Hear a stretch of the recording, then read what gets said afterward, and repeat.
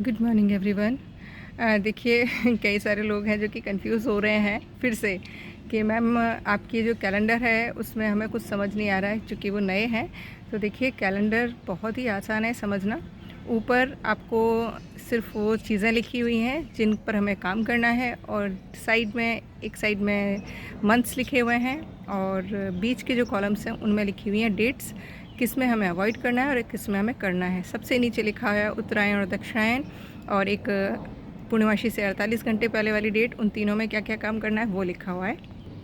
और देखिए ये कैलेंडर मेरे पास तकरीबन 3 साल से था, लेकिन मैंने बिल्कुल ब्लाइंडली फॉलो जो किया है वो इस बार किया है कि हर एक चीज़ उसी अनुसार की है जैसा कैलेंडर में लिखा हुआ है।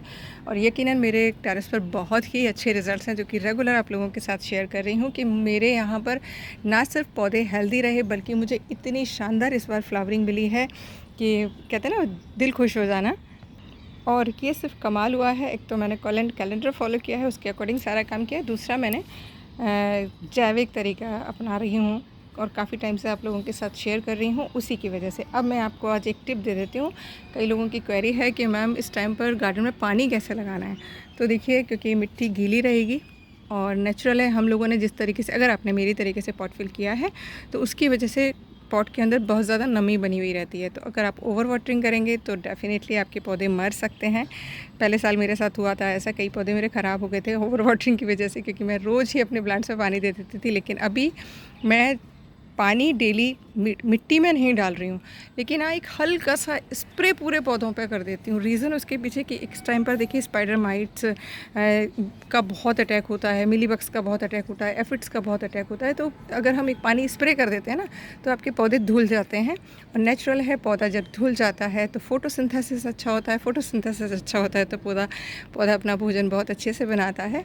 और ये देखिए एक साइकिल है, पौधा जो ऊपर से भोजन बनाता है वो देता है मिट्टी में रहने वाले जीवों को, और जो हम मिट्टी के अंदर डाल रहे हैं उसको डिकम्पोस्ट करके जो मिट्टी में रहने वाले जीव हैं वो भोजन उपलब्ध कराते हैं पौधे को। तो ये एक आपस में परस्पर उन दोनों का आदान प्रदान है जिससे कि पौधे भी हेल्दी रहते हैं और मिट्टी में रहने वाला जीवन भी। और मुझे लगता है अब तो शायद मुझे आप लोगों को, जो पुराने लोग हैं उनको तो बिल्कुल भी कहने की ज़रूरत नहीं है कि क्या करना है। वो बस एक तो है ना इधर उधर ना झाँकें। मैंने बहुत सारे लोगों को देखा है जो मेरे पेज पर भी हैं और केमिकल डालने वाले जो भी लोग हैं उनको भी वो अप्रिशिएट कर रहे हैं। तो देखिए मुझे फॉलोअर्स नहीं चाहिए ऐसे, मुझे सिर्फ वो लोग चाहिए जिनको नेचर के लिए काम करना है। अगर आप मिट्टी में केमिकल डालकर फूल पौधे उगाकर सोच रहे हैं कि आप नेचर के लिए काम कर रहे हैं तो आप एक चीज़ को उगा रहे हैं, दूसरी चीज़ को ख़त्म कर रहे हैं। और मैं बहुत खुश हूँ जो लोग मेरे साथ अपने एक्सपीरियंस शेयर कर रहे हैं कि पिछले 1 साल में, 2 साल में या पिछले कुछ महीनों में उनके गार्डन में जो पॉजिटिव रिज़ल्ट्स आए हैं वो बहुत ही बेटर आए हैं ये सब चीज़ें करके। तो आप सिर्फ एक बार करके देखिएगा। तो आप पौधों पर स्प्रे डेली कर सकते हैं जिससे कि धूल मिट्टी ना रहे। डेली नहीं करना है, आपकी मिट्टी बहुत ज़्यादा गीली रहती है तो आप एक दिन छोड़ के एक दिन कर सकते हैं। कल एक मैम का सवाल था कि क्या मैम बायोएंजाइम डेली स्प्रे कर सकते हैं। तो देखिए इस टाइम पर जैसे मैंने आप लोगों के साथ शेयर किया था, मेरे कुछ पौधों पर वाइट फ्लाइज का अटैक हो जाता है जो अपने आप उगे हुए हैं या परमानेंट प्लांट्स हैं। तो मैं उसकी रोकथाम के लिए मैं डेली ही शाम के टाइम या सुबह अर्ली मॉर्निंग मैं बायोएंजाइम स्प्रे कर देती हूँ, क्योंकि उसकी बहुत कम मात्रा होती है, सिर्फ 5 ml होती है 1 लीटर में। तो कुछ भी नुकसान नहीं करती, सिर्फ फ़ायदा ही फ़ायदा करेगी। और वो फ़ायदा क्या होगा, इन फूलों के रूप में आपको नज़र आएगा। क्योंकि मैं कड़वे के साथ थोड़ा सा खट्टा भी मिक्स कर देती हूँ कई बार। और जिन पौधों को एसिडिक सॉइल पसंद होती है तो वो खट्टा पाकर एकदम से खुश हो जाते हैं और इस तरीके से बहुत अच्छे से भर भर के फ्लावरिंग करते हैं। अब आपको एक और चीज़ शेयर कर देती हूँ। देखिए ये मेरे कुछ पॉट्स हैं जिनको मैंने भरा था मॉर्निंग ग्लोरीज के लिए, और आप देखिए पिछले साल के जो बीज हैं इनमें मैंने एक भी बीज नहीं डाला है। पिछले साल राई के जो बीज गए होंगे तो देखिए राई के पौधे उगाए हैं, सरसों नहीं है ये राई है। और इसके अंदर देखिए बथुआ, जो कि लोगों को ईजिली मिलता नहीं, आजकल उगाते हैं। मेरे हर गमले में बथुआ उगेगा क्योंकि मैं जब भी बथुआ उगता है उसके बीज सारे ही गमलों में स्प्रिंकल कर देती हूँ और सर्दी आते ही मुझे बथुआ मिलने लग जाता है। और आपको पता है बथुआ कितना पौष्टिक होता है, आयरन रिच होता है, और इसको अगर हम सीज़न में 2 महीने खा लेते हैं तो हमारी बॉडी में आयरन की कमी नहीं होती है। तो ये फ़ायदा होता है नेचुरल तरीके से बागवानी करने का। देन एक और चीज़ देखिए, ये हैं डेज़ी के पौधे जो कि लास्ट ईयर मैंने उगाए थे और इसके बीज मिट्टी के अंदर पूरे साल सुरक्षित रहे, क्योंकि मैंने सिर्फ एक ही पॉट में उगाए थे खुद डाल के। उनकी इतनी अच्छी हेल्थ नहीं है जितनी अच्छी हेल्थ देखिए अपने आप इन निकलने वाले पौधों की है। तो ये फ़ायदा होता है आप नेचुरल तरीके से जब गार्डनिंग करते हैं। और इनको सुरक्षित कौन रखता है? मिट्टी में रहने वाला जीव ही इनको सुरक्षित रखता है, इनको ताकत दे देता है। और मिट्टी अगर आपकी स्वस्थ रहती है तो आपके बीज सुरक्षित रहते हैं। एक और टिप, मैम हमने गेंदे के जाफरी के पौधे लगाए थे कटिंग से, लेकिन वो बहुत लंबे हो गए हैं, नीचे से सारी पत्तियां सूख गई हैं। तो आपने क्या करना है, आपको लग रहा है पौधा बहुत लैगी हो गया है, लंबा हो गया है, तो जैसे आप देखिए ये मेरे एक अपराजिता की छोटी से पॉली बैग में एक जाफरी की मैंने कटिंग लगाई थी जो कि बहुत लंबी हो गई है। इसके बगल में एक और अपराजिता का पौधा मैंने रख रखा है। और अब जो ये स्टेम आ रही है ना, इस स्टेम को मैं यहीं पर थोड़ी सी मिट्टी लगाकर यहाँ पर मैं दबा दूँगी।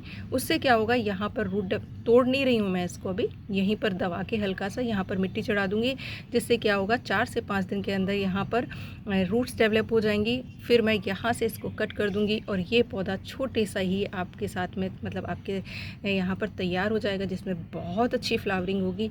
तो ये तरीका अपना लीजिएगा उन पौधों के साथ में। साइड में एक कोई भी आप जिस भी पॉली बैग में लगाना चाह रहे हैं, पॉट में लगाना चाह रहे हैं, उसमें साइड में दबाकर आप कर दीजिएगा। यकीन मानिए बहुत शानदार फूल आएंगे। और एग्जांपल दिखा देती हूँ। देखिए ये वाला जो वैरायटी है इसका पौधा बहुत लंबा हो गया था, पिछले साल का था। और देखिए मैंने क्या किया, ये स्टेम देख रहे हैं आप, ये वाली स्टेम को मैंने घुमाकर यहाँ पर मिट्टी चढ़ा के दबा दिया था। और यहाँ पर ये देखिए यहाँ पर, और उसके बाद ये देखिए ये पौधा निकल कर कितने अच्छे से ब्लूमिंग कर रहा है। तो ये तरीका आप अपना लीजिएगा। और आई होप ये सारे जो तरीके हैं आपको समझ आ रहे होंगे। समझ आ रहे हैं तो प्लीज़ अप्लाई ज़रूर करके देखिएगा। मुझे मत करिए फॉलो, मत करिए कमेंट, मत करिए शेयरिंग, लेकिन प्लीज़ मिट्टी को जीवित करिए, मिट्टी में रहने वाले जीवन को बचाइए। यकीनन आपके यहाँ बहुत शानदार रिजल्ट आएंगे।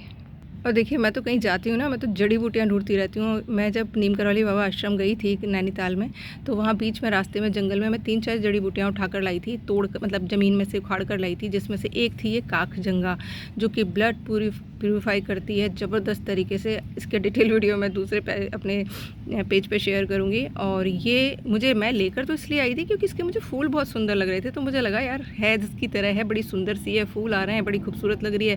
लेकिन मुझे इसकी वैल्यूज़ अब पता चली जब कहीं पर मैंने इसका एक पोस्ट देखा कि ये कितनी ज़बरदस्त मैजिकल बूटी है। और देखिए मिल गई मुझे, और फूल भी सुंदर आ रहे हैं। और अगर मुझे इसे कंज्यूम करना है तो मैं कर भी सकती हूँ। तो लास्ट में यही कहना चाहूँगी कि कितना भी आप ऑर्नामेंटल प्लांट उगाइए, लेकिन कुछ जड़ी बूटियाँ ऐसी ज़रूर उगाइए जिनको आप कंज्यूम कर सकते हैं, जिनके मैजिकल इफ़ेक्ट्स होते हैं आपकी बॉडी पर। तो आई होप सारी क्वेरीज़ का आंसर मिल गया होगा। गेंदे का क्या करना है, पानी कब लगाना है, पानी रिक्वायरमेंट लगे तभी लगाइएगा। स्प्रे आप 2 दिन में पूरे पौधों को कर दीजिएगा, जिससे कि क्लीन रहें, फोटोसिंथेसिस हो। और खाद तो भैया नेचुरली दीजिएगा, आपके बहुत अच्छे रिजल्ट्स आएंगे। और रिज़ल्ट अच्छे आए हैं तो प्लीज़ यश ज़रूर लिख दीजिएगा कमेंट बॉक्स में। Once again thank you for watching. Channel पर बने रहिएगा अगर वीडियोस पसंद आते हैं। और ये देखिए आज की हार्वेस्टिंग।